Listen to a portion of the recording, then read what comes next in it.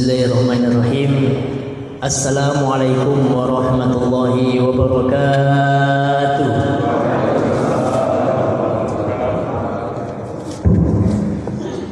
Innal hamdalillah nahmaduhu wa nasta'inuhu wa nastaghfiruh wa na'udzu billahi min shururi anfusina wa sayyiati a'malina.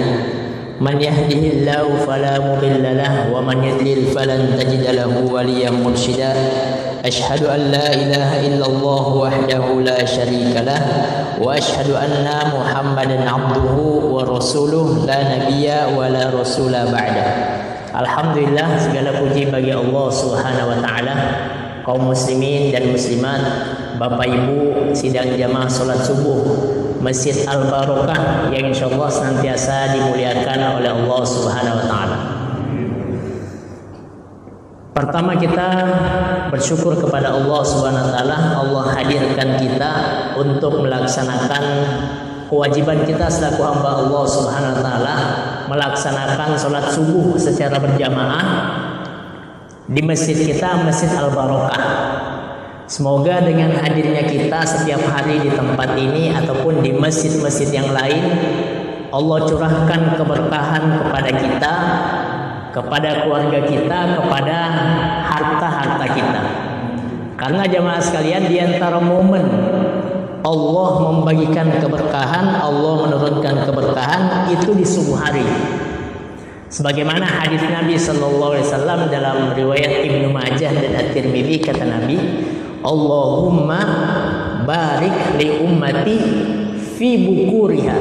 Ya Allah, berikan keberkahan kepada umatku di pagi harinya. Di pagi hari, di subuh hari, Allah berikan keberkahan. Dan ini doa Nabi sallallahu alaihi wasallam, dan Nabi ketika berdoa mustajab. Maka dalam Al-Quran surah Al-Isra yang kita baca, Allah berfirman, aqimis sholata liduluki syamsi ila ghasaqil laili. Kemudian Allah mengatakan wa Qur'anal fajr, dan dirikan salat subuh. Inna Qur'anal fajri kana mashhuda. Salat subuh yang kita dirikan selama ini dan juga seterusnya insyaallah mashhuda, kata Allah. Allah khususkan salat subuh ini disaksikan oleh begitu banyak malaikat-malaikat Allah Subhanahu wa taala. Terlebih lagi jemaah sekalian, setelah kita salat subuh, kita duduk bermajlis ilmu, niatkan i'tikaf, tiada lain untuk menggapai keridhoannya Allah Subhanahu wa taala. Salawat dan taslim kepada baginda Nabi Allah Muhammad sallallahu alaihi wasallam, suri tauladan kita, uswatun hasanah kita, yang kita mengharapkan tentunya syafaatnya di hari kiamat. Yang Nabi sallallahu alaihi wasallam pernah menyatakan kepada sahabatnya, kepada istrinya sebelum wafat, Nabi mengatakan, inna mau'idana al-haud. Janji pertemuanku dengan kalian sahabat dan juga umatku, artinya setelah sahabat, itu al-haud, itu di telaga al-kautsar.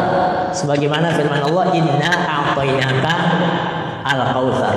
Kami berikan kepada Muhammad al-kautsar. Maka semoga kita senantiasa diistiqomahkan menjadi pengikut baginda Nabi Muhammad sallallahu alaihi wasallam. Jemaah sekalian, Bapak Ibu yang dimuliakan oleh Allah Subhanahu wa taala, tema kita pada pagi hari ini berkaitan dengan kajian tematik tentang tauhid. Dalam ceramah, dalam khutbah sering kita mendengarkan Bapak Ibu bahwa di antara nikmat terbesar yang Allah berikan kepada kita itu banyak. Nah, yang paling besar itu nikmat iman dan Islam. Cuman yang menjadi pertanyaan kita bahwa adalah, banggakah kita sebagai muslim? Jangan-jangan ada di antara kaum muslimin yang minder dengan keislamannya, ragu, khawatir dengan keislamannya, sehingga dia malu untuk menampakkan ajaran-ajaran Islam, sehingga ia malu memegang sunnah-sunnah yang diajarkan oleh Rasulullah Sallallahu Alaihi Wasallam. Ataukah mungkin mempertanyakan, betulkah Islam ini satu-satunya agama yang benar? Ya. Ya Pak ya. Jadi tatkala ada yang malu, minder dengan keislamannya, ya. Padahal setiap khutbah dikatakan nikmat terbesar itu adalah iman Islam. Tapi apakah betul dalam kehidupan kita nikmat terbesar itu iman ataupun Islam? Bandingkan mungkin tatkala kita mendapatkan nikmat berupa harta yang melimpah. Sesenangkah kita dengan mendapatkan nikmat yang begitu banyak, harta yang melimpah, jabatan yang naik, ataupun misal mahasiswa selesai sarjana, selesai S2, selesai S3, itu nikmatnya sangat mereka rasakan dan dibanggakan. Nah, kalau Islam bagaimana? Khawatir ya, ada di antara masyarakat muslimin yang tadi minder. Kenapa? Karena melihat non-Islam ini kaya raya. Non-Islam hidupnya sukses. Non-Islam memegang jabatan-jabatan yang tinggi dan seterusnya. Hartanya melimpah non-Islam, sehingga minder dengan keislamannya, sehingga menyatakan dan ada pemikiran dalam benaknya mengatakan, benarkah Islam ini agama yang satu-satunya benar, diridhoi di sisi Allah Subhanahu wa taala. Nah, jemaah sekalian, Bapak Ibu yang dimuliakan oleh Allah Subhanahu wa taala, inilah yang menjadi aspek topik pembahasan kita pada pagi hari ini. Kita tahu Islam ini sampai ke kita, ya. Al-Quran ada di hadapan kita, kita baca. Itu melalui transmisi, ya Pak, perpindahan dari satu generasi ke generasi berikutnya. Kita Al-Quran yang kita baca ini, kita tahu cara bacanya bagaimana dari generasi sebelumnya, dari orang tua yang mengajarkan kita membaca. Orang tua kita siapa? Dari siapa? Dari generasi sebelumnya, seperti itu. Sampai kepada generasi tabi'ut tabi'in. Sampai kepada generasi tabi'in Islam. Rasul kepada sahabat, sahabat kepada tabi'in, tabi'in kepada tabi'ut tabi'in. Contohnya misal tokoh utama tabi'ut tabi'in, Al-Imamu Ahmad bin Hanbal, wafat 251 Hijriah, mendapatkan agama dan syariat ini dari tabi'in sebelumnya. Di antara tokohnya adalah Al-Imam Abu Hanifah, 150 Hijriah, mendapatkan dari sahabat-sahabat Rasul, dari Rasulullah. Jadi transmisi yang begitu panjang sampai sekarang 1445 Hijriah, jemaah sekalian. Cuman mungkin ya, kita biasa di televisi nonton ada film kuis komunikata, ya Pak ya. Masih ada nggak sekarang Pak komunikata? Ini tahun-tahun 2000-an biasanya banyak ada. Yang namanya komunikata itu dari satu orang ke orang kedua, ketiga, keempat. Yang awalnya bisa berubah di akhir. Awalnya Pak biasanya apa? Budi pergi ke masjid. Sampai ke orang kelima bisa berubah menjadi Budi pergi ke pasar misalnya. Mungkin Pak, mungkin komunikata permainannya seperti itu. Nah, apakah Islam bisa jadi seperti itu? Ya Pak. Ini komunikata, Budi pergi ke pasar. Sampai orang kelima itu Budi pergi ke sekolah, berubah. Nah, Islam ini bagaimana? Apakah dari awal A, kemudian ke generasi kedua A+, dan seterusnya? Kalau komunikata iya bisa terjadi. Tapi Islam tidak mungkin demikian, jemaah sekalian. Kenapa? Karena komunikata ini satu orang. Dari orang pertama satu orang, kedua, ketiga, keempat, satu-satu semuanya. Tapi Islam dari Rasul ke sahabat, sahabat ke tabi'in, itu jumlahnya bukan satu, bukan puluhan, bukan ratusan. Tetapi begitu banyak orang yang mereka mustahil untuk sekongkol dalam kesesatan. Maka Islam sampai kepada kita mempunyai jalur sanad. Dalam Al-Quran jamaah sekalian, ya, ada jalur istilah silsilah sanad bacaan kita sampai kepada Rasulullah Sallallahu Alaihi Wasallam. Nah, satu generasi ke generasi yang lain yang berikutnya itu jumlahnya banyak. Kalau jumlahnya banyak, bahkan filosof Barat meyakini kalau informasi disampaikan dari satu generasi ke generasi berikutnya dengan jumlah yang begitu banyak, itu kebenarannya pasti, mutlak, tidak bisa ditolak. Maka demikianlah Islam sampai kepada kita melalui jalur Rasulullah ke sahabat, dan kita tahu siapa sahabat-sahabat Rasulullah SAW yang tatkala kita sebutkan namanya diikutkan di belakangnya radhiyallahu anhum. Firman Allah SWT, was-sabiqunal awwaluna minal muhajirina wal ansari walladzina tabauhum bi ihsanin radhiyallahu anhum wa radu'an.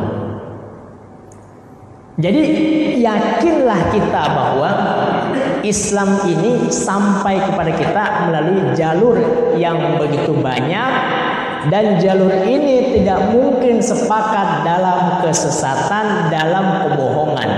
Inilah yang kita kenal istilahnya dengan mutawatir. Istilahnya apa, Pak? Mutawatir. Jadi mutawatir ini informasi dari satu orang ke orang yang lain, bukan cuma satu orang, tapi satu generasi ke generasi yang lain, itu jumlahnya banyak. Tidak satu, tidak dua orang, tidak lima orang. Kalau satu orang, ya kemungkinan ada kesalahan, kemungkinan ada ketidakbenaran dan hal-hal yang lainnya. Nah, jemaah sekalian yang dimuliakan oleh Allah Subhanahu wa taala, kita sudah tahu jalur kita mendapatkan Islam. Khawatir, Pak, ada masyarakat kita tadi, ya, yang ditonton di televisi satu muslim dengan muslim yang lainnya saling berkhianat misal, atau satu muslim dengan muslim yang lainnya saling memusuhi, bahkan terjadi pembunuhan muslim dengan muslim. Atau misal dia pergi ke negeri non muslim, dilihatnya di sana tempatnya bersih, negerinya bersih, teratur, patuh masyarakatnya. Dilihatnya ke negeri-negeri Islam, tempatnya jorok, kotor, masyarakatnya tidak patuh dan seterusnya. Padahal ajaran Islam kebersihan dan seterusnya. Maka dalam suatu ungkapan Arab dikatakan bahwa al-hikmatu dholatul mu'min. Hikmah ini sesuatu yang hilang dari kaum muslimin. Ajaran Islam ini adalah ajaran yang syamil, mutakamil, sempurna, menyeluruh, ya Pak. Tidak ada perbuatan seseorang kecuali ada hukumnya dalam Islam. Tidak ada perbuatan seseorang saat ini kita mengerjakan sesuatu, ada hukumnya dalam Islam. Minum, ada hukumnya. Kita merusak HP, membuang HP, melempar HP, ada hukumnya, hukumnya haram. Minum, hukumnya mubah. Artinya Islam mengatur semuanya. Itulah mengapa tatkala kita bertanya Muhammadiyah ini organisasi apa? Apakah organisasi pendidikan karena banyak sekolahnya, banyak kampus-kampusnya? Atau apakah Muhammadiyah ini organisasi kesehatan? Kenapa banyak kliniknya, banyak rumah sakit yang dibangun? Ternyata Muhammadiyah bukan organisasi kesehatan, bukan organisasi pendidikan, tapi Muhammadiyah organisasi keislaman. Kok bisa? Kenapa? Karena Islam mengatur semuanya. Muhammadiyah mendirikan rumah sakit untuk menopang dakwah Islam. Membangun yang namanya sekolah-sekolah menopang dakwah Islam. Maka dari sinilah jamaah sekalian yang dimuliakan oleh Allah Subhanahu wa taala, kita meyakini dan kita bangga bahwa nikmat terbesar itu adalah Islam. Di antara aspek lain mengapa nikmat terbesar adalah Islam, yang pertama, Islam ini adalah satu agama yang nama agamanya disebutkan dalam kitab sucinya, dalam Al-Quran. Sebagaimana firman Allah Subhanahu wa taala surah Ali Imran ayat yang ke-19. Inna dina indallahil Islam. Satu-satunya agama yang diridhoi di sisi Allah Subhanahu wa taala hanya Islam saja. Nah, karena kita kaum muslimin agama yang diridhoi di sisi Allah adalah Islam, maka jangan sampai kita sedih, jangan merasa minder, kita muslim. Allah sudah ingatkan kita, wala tahinu wala tahzanu wa antumul a'launa in kuntum mu'minin, kata Allah. Jangan merasa rendah, jangan merasa sedih. Yakin bahwa engkaulah umat terbaik, umat tertinggi. Kalau apa? Kalau beriman, kalau berislam. Maka siapapun yang mencari kemuliaan di luar Islam tidak ada, Pak. Agama-agama lain selain Islam tidak ada kemuliaan di sana. Siapa yang katakan? Allah jelas katakan. Allah berfirman masih dalam surah Ali Imran. Jadi surah Ali Imran ini isi kandungannya diantaranya adalah bagaimana menyatakan Islam ini sebagai agama sempurna dan satu-satunya diakui, diridhoi di sisi Allah Subhanahu wa taala. Maka banyak ayat-ayat yang menentang ajaran-ajaran lain selain Islam dalam surah Ali Imran. Di antaranya firman Allah, "Wa man yabtaghi ghairal islami dinan falan yuqbala minhu wa huwa fil akhirati minal khasirin." Siapa yang mencari kemuliaan di luar Islam tidak akan diterima kemuliaannya. Wa huwa fil akhirati minal khasirin. Di akhirat merugi, Pak. Di dunia merugi, di akhirat merugi. Ayat lain 1110, "Kuntum khairu ummatin ukhrijat linnas." Kalian umat Islam adalah umat terbaik. Maka bangga Umar bin Khattab, jemaah sekalian, khalifah yang kedua. Umar bilang ke sahabatnya, "Nahnu qaumun a'azzanallahu bil Islam." Wahai sahabat, kita ini umat yang Allah muliakan dengan Islam. Allah hadirkan Islam untuk memuliakan kita. Dan kita tahu bagaimana keislaman Umar bin Khattab yang sangat memusuhi baginda sallallahu alaihi wasallam. Masuk Islam, mendapatkan hidayah dari Allah tatkala mendengar firman Allah, "Toha ma anzalna 'alaikal Qur'ana litashqa." Tidaklah kami menurunkan Al-Quran untuk membuat hidupmu susah. Ini didengar Umar bin Khattab. Dengan izin Allah mendapatkan hidayah dari Allah Subhanahu wa taala. Nah, Umar bilang ke sahabatnya, kita ini umat yang dimuliakan dengan Islam. Kalau mencari kemuliaan di luar Islam, pasti yakini Allah akan menghinakan kita. Maka aspek yang pertama, jemaah sekalian, mengapa Islam nikmat terbesar dalam hidup kita, dalam keluarga kita? Satu, Islam ini agama satu-satunya yang namanya langsung disebutkan dalam kitab sucinya. Di antara agama-agama yang ada, hanya Islamlah yang demikian. Berbeda dengan agama selain Islam. Agama selain Islam nama-namanya diberikan oleh pengamat keagamaan ataupun oleh manusia. Artinya penyebutannya tunduk pada penyebutan manusia. Nah, Islam ini satu-satunya. Maka disinilah kita meyakini Islam yang dibawa oleh Rasulullah Sallallahu Alaihi Wasallam. Mungkin ada yang bertanya lagi, bisa saja Rasul ini salah. Benar nggak Rasul ini utusan Allah Subhanahu wa taala? Misal ada pertanyaan, Pak. Bagaimana membuktikan Muhammad itu utusan Allah? Ya, Pak ya. Misal ada yang nanya nih. Agama dari Rasulullah Muhammad SAW. Tapi ditantang kita, ditanya kita. Bagaimana Anda meyakini Muhammad ini utusan Allah? Benar nggak dia utusan Allah?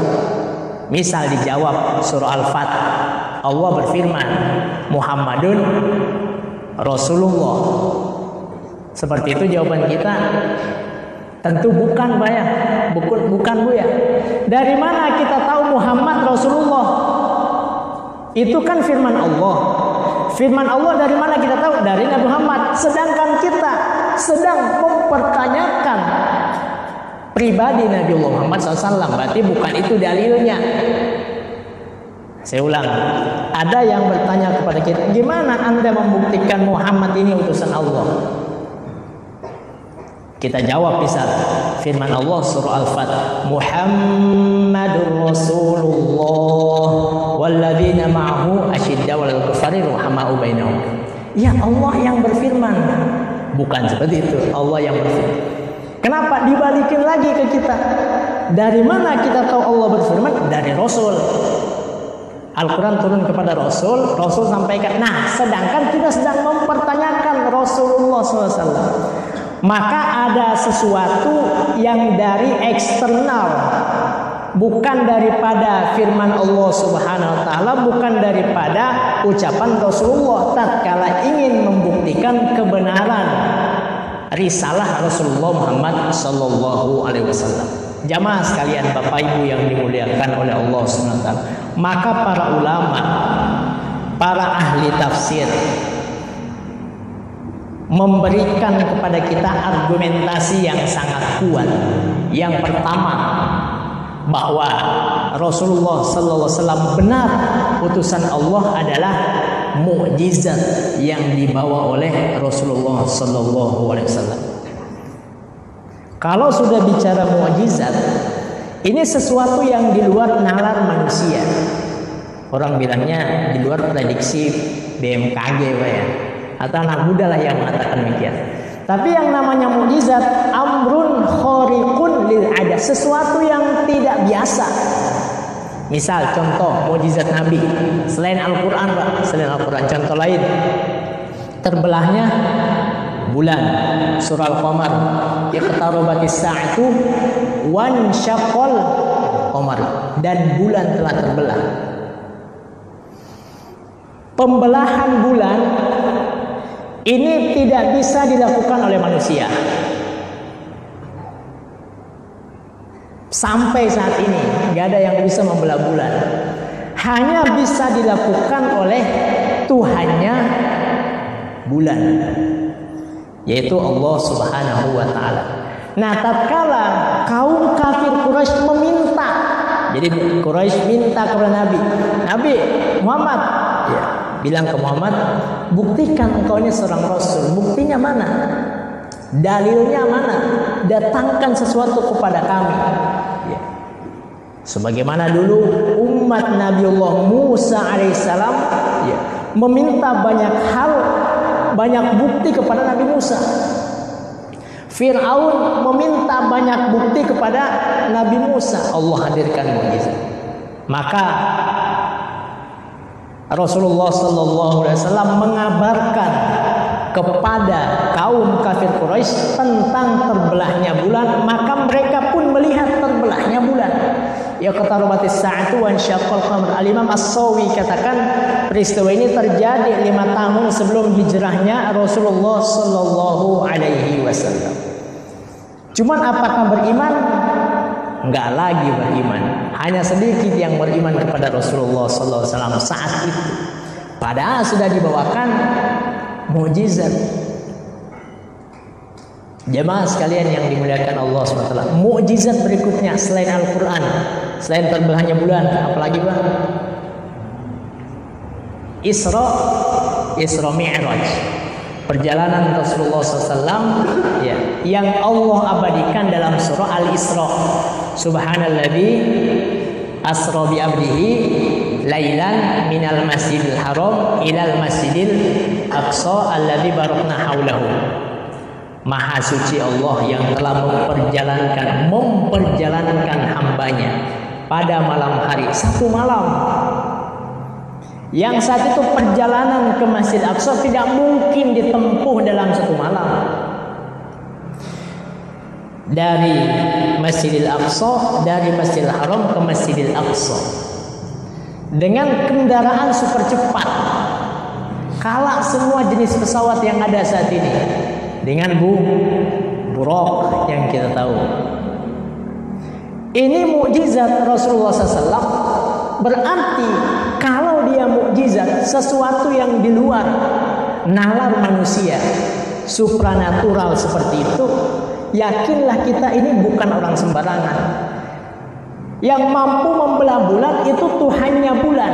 Maka yang mengabarkan tentang peristiwa itu tiada lain adalah utusan daripada Tuhannya bulan, yaitu Allah Subhanahu wa ta'ala.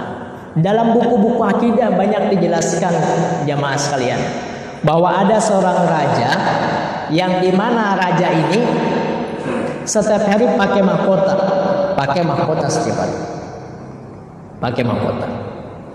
Kemudian raja ingin menyampaikan kepada masyarakatnya bahwa hari Jumat ini libur kerja misalnya.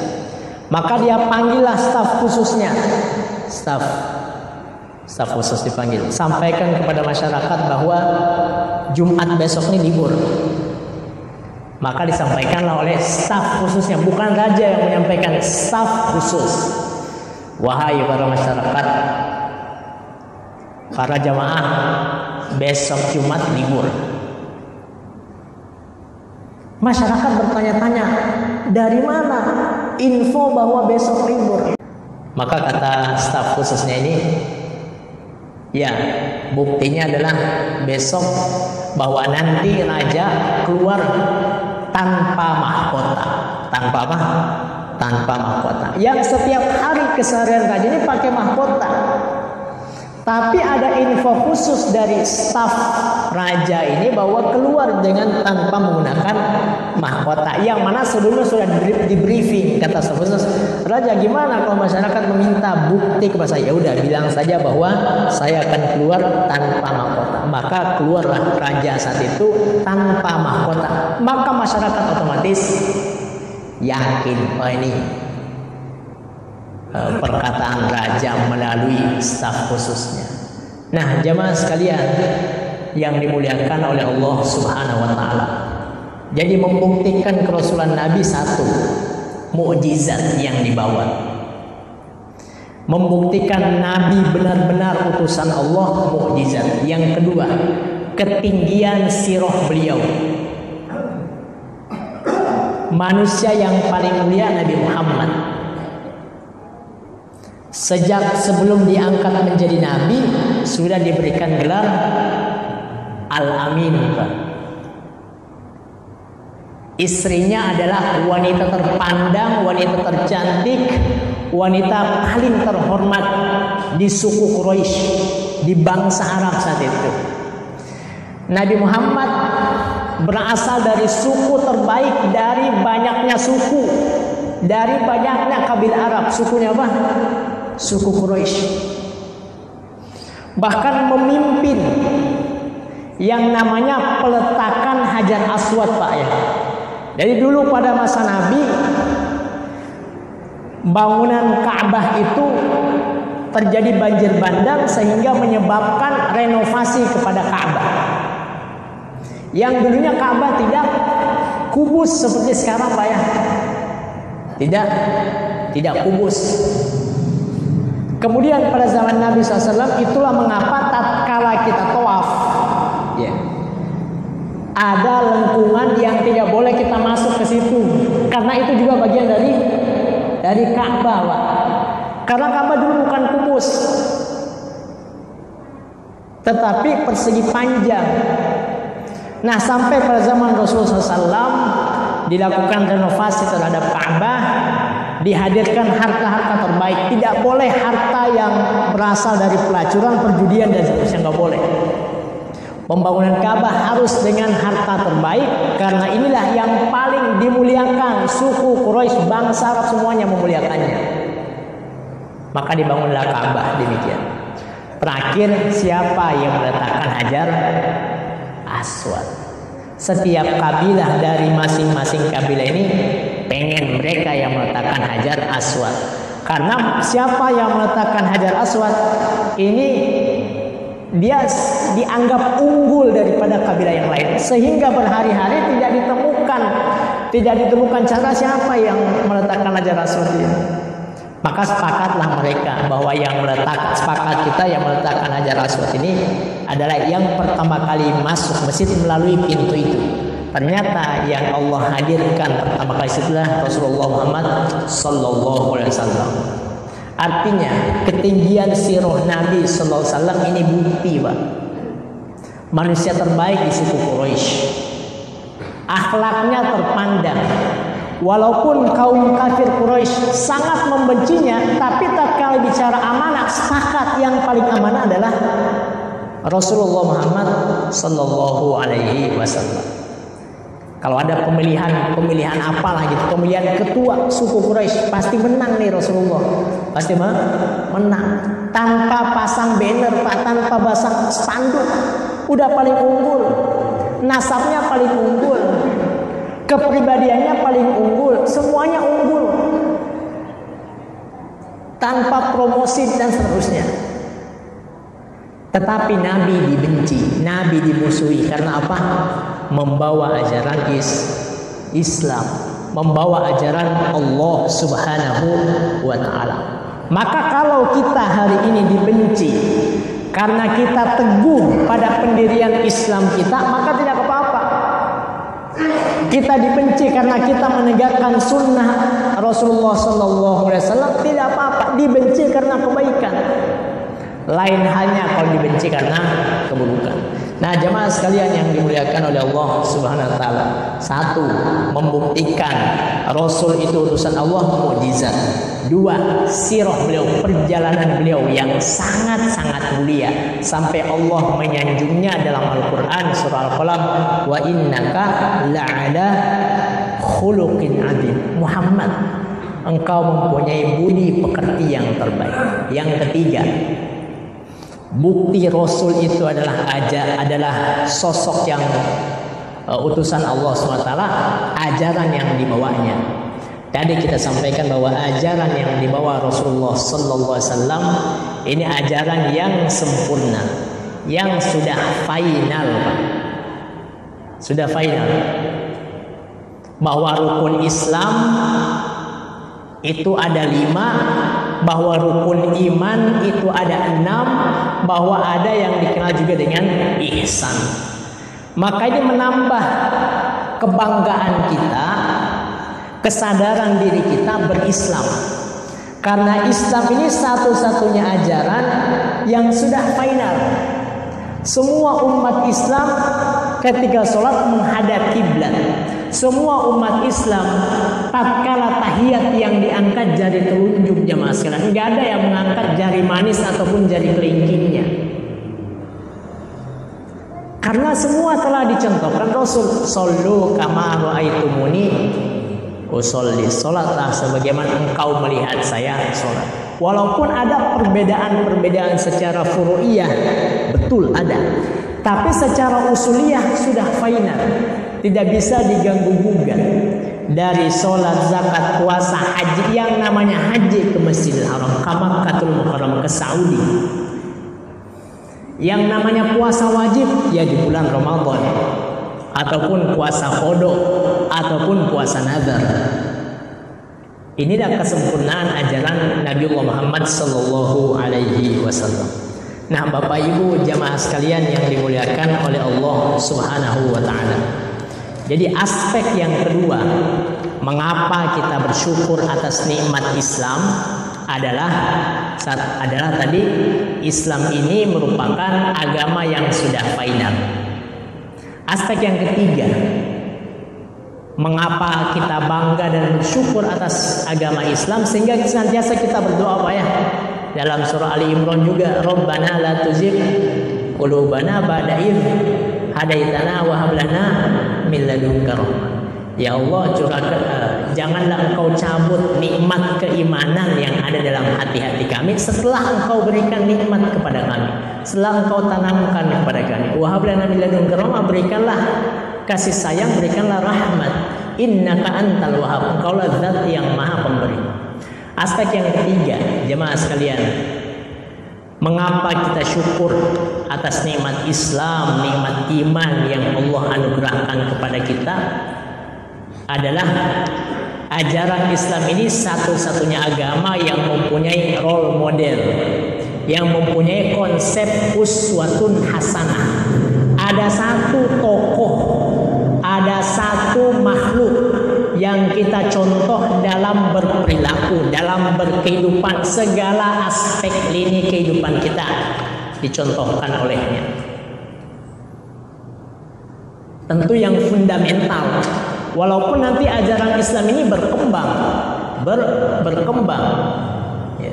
Namun Allah Subhanahu wa taala menyatakan, laqad kana lakum fi Rasulillahi uswatun hasanah. Dari kita tidur, kemudian bangun tidur, kemudian tidur lagi, itu ada ajaran dari Rasulullah Muhammad Sallallahu Alaihi Wasallam, dan ini hanya ada dalam ajaran Islam. Itulah mengapa Rasulullah Sallallahu Alaihi Wasallam tatkala haji wada, jamaah sekalian, tatkala haji perpisahan tahun ke-10 Hijriah, haji perpisahan, Nabi wafat 11 Hijriah, haji perpisahan tahun ke-10 Hijriah, Nabi mengumpulkan semua sahabat-sahabat yang hadir, kemudian memberikan khutbah wada, khutbah perpisahan. Jadi bayangkanlah, banyak sahabat, ya, sampai ribuan sahabat yang hadir saat itu mendengarkan khutbah pada haji wada. Di antara isinya adalah Rasulullah sallallahu alaihi wasallam bersabda, "Innallaha harrama 'alaikum dima'akum wa amwalakum wa a'radakum ka hurmati yaumikum hadza wa fi syahrikum hadza wa fi baladikum hadza." Isinya jemaah sekalian, khutbah perpisahan Nabi. Yang saat itu Nabi menyampaikan kepada sahabat, kemudian ada sahabat yang bertugas menyampaikan ke belakangnya karena banyak sahabat. Ya, ada istilahnya mubalik, ada mubalik. Maka sampai sekarang pun kita sholat di Masjidil Haram, tatkala takbir ada yang takbir lagi, Allahu Akbar, mubalik. Maka zaman Rasul pun tatkala menyampaikan haji khutbah wadanya, Nabi katakan, sesungguhnya Allah mengharamkan atas kalian amwalakum, harta-hartamu, wa a'radakum, kehormatanmu, wa dima'akum, darahmu. Harta haram maksudnya sakral, tidak boleh untuk terjadi pencurian harta. Dima'akum yang namanya darah, ajaran final Islam tidak boleh untuk ditumpahkan. Yang namanya kehormatan tidak boleh untuk dijatuhkan. Sebagaimana mulianya hari ini, sebagaimana sucinya yang namanya Zulhijjah, ini termasuk bulan suci, Pak ya. Ada 4 bulan suci dari 12 bulan. Sebagaimana firman Allah surah Taubah 36. Inna iddatash syuhuri indallahi ifna. Kemudian terakhir minha arba'atun hurum. Ada 4 bulan suci. Yang pertama Zulqa'dah, Pak ya. Yang kedua Zulhijjah. Yang ketiga Muharram. Yang keempat Rajab. Ini bulan suci yang tidak boleh untuk dinodai. Di masyarakat kita tatkala kita bilang bulan suci, yang dimaksud adalah bulan suci Ramadan. Tidak mengapa juga. Namun 4 bulan suci ini, kata Rasulullah SAW, melalui firman Allah SWT surat Taubah tadi, fala tadlimu fihinna anfusakum, jangan sekali-sekali berbuat kezoliman. Dan Rasul sampaikan tatkala bulan Zulhijjah, artinya bahwa Islam ini sudah sempurna. Uswatun hasanahnya adalah Rasulullah Muhammad SAW. Ajarannya meliputi segala aspek. Maka kita kenal dalam syariah kita ada maqasidu syariah. Mengapa ada hukum dalam Islam dikenal dengan kisos? Mengapa ada hukum dalam Islam potong tangan? Mengapa ada hukum dalam Islam cambuk dan seterusnya? Tiada lain untuk memenuhi 5 tujuan syariat. Yang pertama jamaah sekalian adalah hifdzu an-nafsi, menjaga jiwa. Maka tidak boleh terjadi pertumpahan darah, tidak boleh ada pembunuhan dalam Islam. Wala taqtulu anfusakum, baik membunuh diri sendiri, bunuh diri ataupun membunuh orang lain. Kenapa tujuan syariat diturunkan? Menjaga jiwa. Maka kata Nabi pada Haji Wada, tidak boleh yang namanya jiwa, yang namanya darah itu sakral. Tidak boleh untuk ditumpahkan darah seseorang.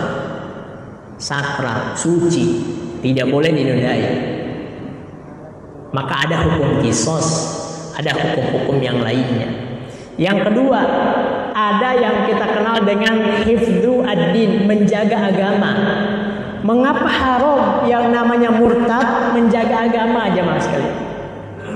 Mengapa kita hadir pengajian pada Sabtu, Ahad ataupun hari-hari yang lain? Menjaga agama kita, supaya kita semakin paham tentang agama kita, semakin yakin dan bangga tentang agama Islam yang kita anut ini. Ada hifdzuddin, haramnya murtad. Ada hifdzul akal dalam syariat kita, menjaga akal.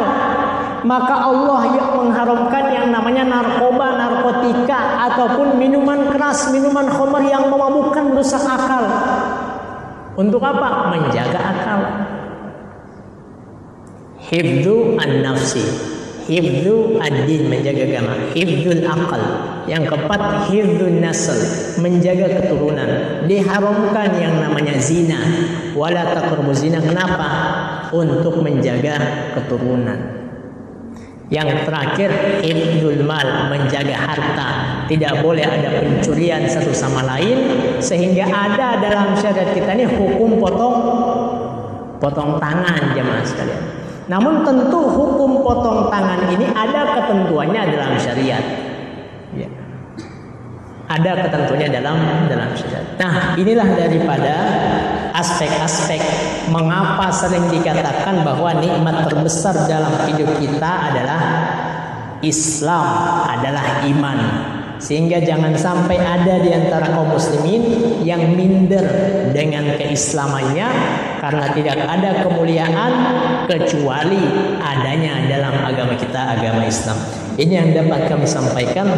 Kurang dan lebihnya mohon dimaafkan. Segala kebenaran milik Allah Subhanahu wa taala, kesalahan milik kami pribadi mohon untuk dimaafkan.